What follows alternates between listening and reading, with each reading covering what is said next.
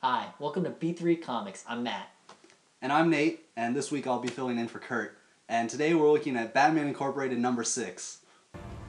The issue is written by Grant Morrison with art by Chris Burnham. We begin with Batman and his army of Batbots infiltrating Talia al Ghul's base. After entering, Batman faces off versus an army of Leviathan's followers. He makes his way through the building. Along the way, he solves a handful of Talia's riddles as she taunts him over an intercom. After escaping a slew of traps and fighting through her horde of henchmen, Batman reaches her command room. Meanwhile, Alfred and the 4 incarnations of Robin hear the entire conflict unfold in the Batcave. As Batman meets resistance, they argue on how they should proceed. Back in Talia's command room, Batman finds that she isn't actually there. It was simply another misdirection. Talia then gives Bruce a choice. He can either save Gotham, the city he loves, or Damian, his son. The reader is left to wonder, which will Batman choose? I hope Batman will choose Damian, but seeing all the different past Robins hanging out in the Batcave with Damian, they're all overhearing all of this. I kind of feel like Damian's going to go out and try and save Gotham, or whichever one Batman doesn't choose, the Robins will pick up the slack on the other. So. I think it would be good if Damian went out and saved Gotham, because I feel like he'd be the twist, he'd be the unaccounted variable.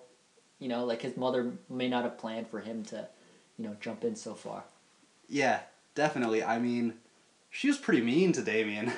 Yeah. She's just like, I don't want him. You can have him. She gave him, a couple of issues ago, she gave him the offer to say, you can go back with me, or you're dead to me. Yeah, she did, but, I mean, any mother doing that's pretty cruel.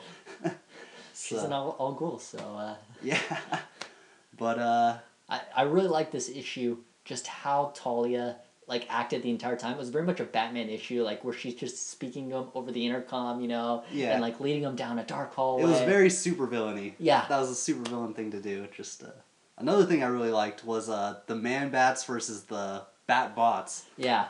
I thought that was really cool. We got to see, I think, back in issue 1 or 2, we got to see them making the Bat-Bots, and now we get to see them in action. Yeah, Lucius Fox giving them to him. Yeah.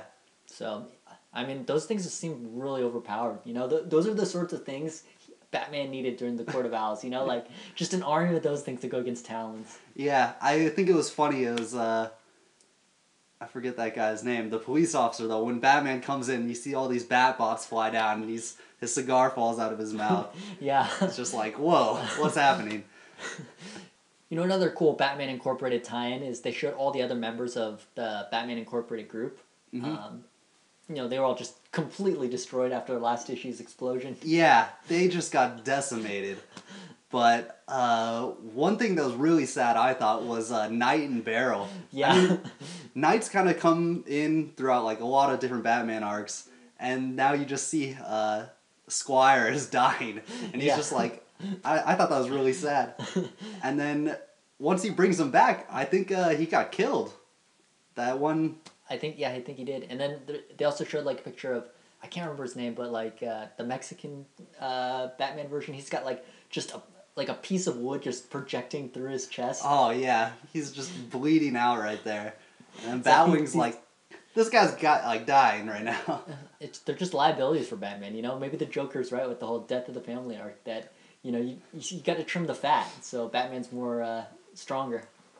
So what do you think of the scene with all the Robins in the cave? I liked it. They're all hanging out. They got the Bat Cow in there, and I think it's just interesting to see how Jason Todd, who has really not been in any of the Batman stuff or really interacted with Bruce Wayne up till now, he kind of just he's trying to take control. He's telling Dick Grayson what to do. I don't know why, I know they've been after him for a while because he essentially kills people now, and it just seems well, he's also been in Death of the Family too, hanging out with the rest of the Bat family, but those seem like perfect times to take this guy down because on a certain level, he's as bad as the Joker, so... Yeah, it's really weird seeing him pop up in Batman Incorporated because it seems like all the other titles, he's still very estranged. Yeah. And, Now they're bros again. Yeah. That was one scene, though, I liked in the Batcave when Alfred brings in the cat. Yeah. And you get to see Damian, he's still a 10-year-old kid, and he sees a cat, and he's like, I love cats. Yeah. But it's but then he said, if I take this back, my mom's going to put it down immediately. Yeah. No, it's just you get to show how Damien's really a kid and just pretty screwed up between the Wayne and Al Ghul family legacies. So as a grade, what would you give this issue? I thought it was very good. I would give it 4 out of 5. I would give this issue a 3.5 out of 5. It was very much a Batman issue, and I like that a lot. Thanks for watching this review by B3 Comics, but before we go, we got a question for you guys. We posed this question earlier in the video, but which do you think? Would Batman choose Gotham or Damien? Leave your answer below in the comments, and please subscribe. Bye.